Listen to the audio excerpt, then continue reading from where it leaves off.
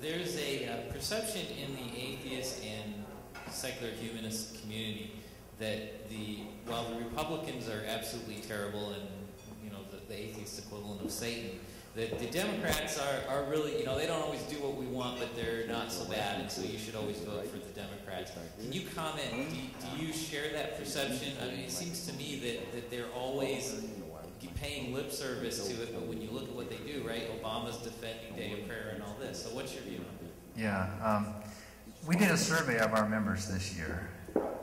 We had almost 4,000 respond, and every question was optional. And very few of our members volunteered their political views to us. Less than 10% wanted to tell us what their political views were. But from that 10%, we do have maybe 5% Republicans and maybe 10% Democrats. There's an awful lot of they call progressive or liberal. We actually had 2 people who are Tea Party members. We have a lot of libertarians in the group who identify as libertarians among that small group. So it's hard for us to make any generalization, but we think the Democrats are bad as a party, but they're not as bad as the Republicans. Look how the Republican Party was co-opted by the religious right, and with Bush and all that. So if you're looking at lesser of evils in the last couple of decades, of course, the Democrats have been better. That doesn't mean they're great, and doesn't mean we're not fighting Democrats in government. I didn't hear what you said. Oh, there's differences. Obama has been different than Bush in the National Day of Prayer, for example. He's toned it way down, so at least that's better. We wish he would just not have appealed.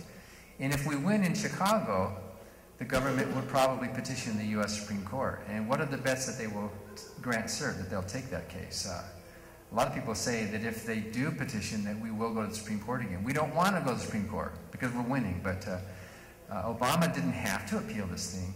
Some of us think that Obama really probably doesn't care that much about the National Day of Prayer, but he'd rather have it look like he was forced to stop it than that it was his own decision. So that's why we're in court now. Thank you. I want to give you an opportunity to take at least 5 minutes to go ahead and wrap up and whatever you want to leave the audience with, because we have hundreds of people watching you live online right now. So, man, I want you to give your spiel, give the end of your sermon before you're done. Well, I was a preacher, and I'm still a preacher, I guess. Once a preacher, always a preacher.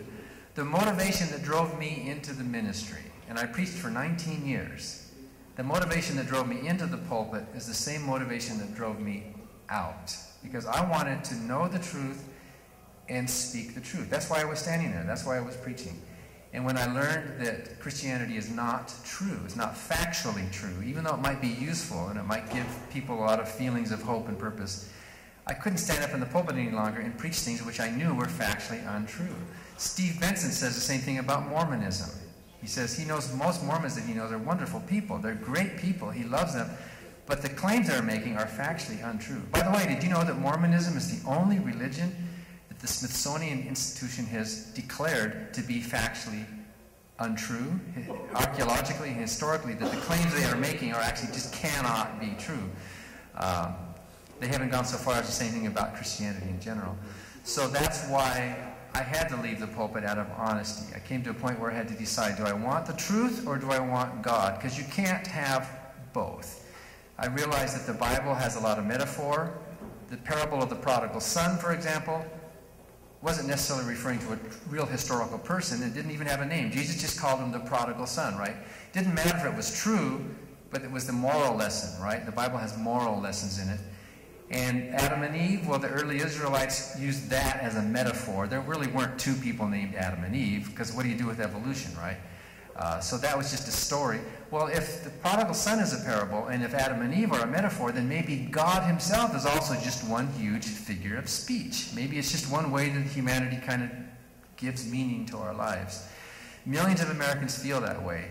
I know many, many other former clergy like me who have left the pulpit because they learned too much. They realized that the religion that they thought was true is based on either misunderstandings or sometimes outright fraud. Some of those books were written as outright lies and manipulations. So, in fact, I know a couple of ministers right now who are in the pulpit who have lost their faith but they don't know what to do. There's a minister in Tennessee right now. He's using the pseudonym Adam Mann, and he's been communicating with me and Daniel Dennett and Richard Dawkins and others like, what can I do?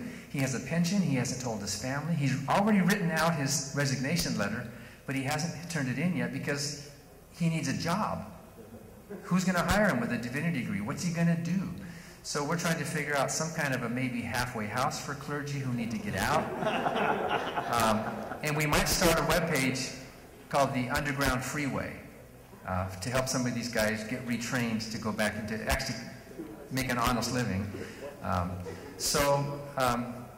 foundation works. Our foundation has two purposes. First is to keep state and church separate, which we do through legal actions.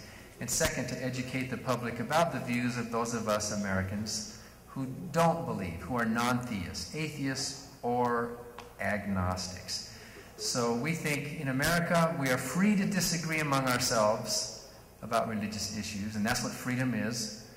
But we are not free to ask our government to settle the argument. Our government must be neutral. Our government must back off. Our government must stay out of the religion business and allow us all to use persuasion in our own lives and our own reasoning and our own freedoms to make our opinions known. And I will end with that. Thank you, Ernest. Thank you very much.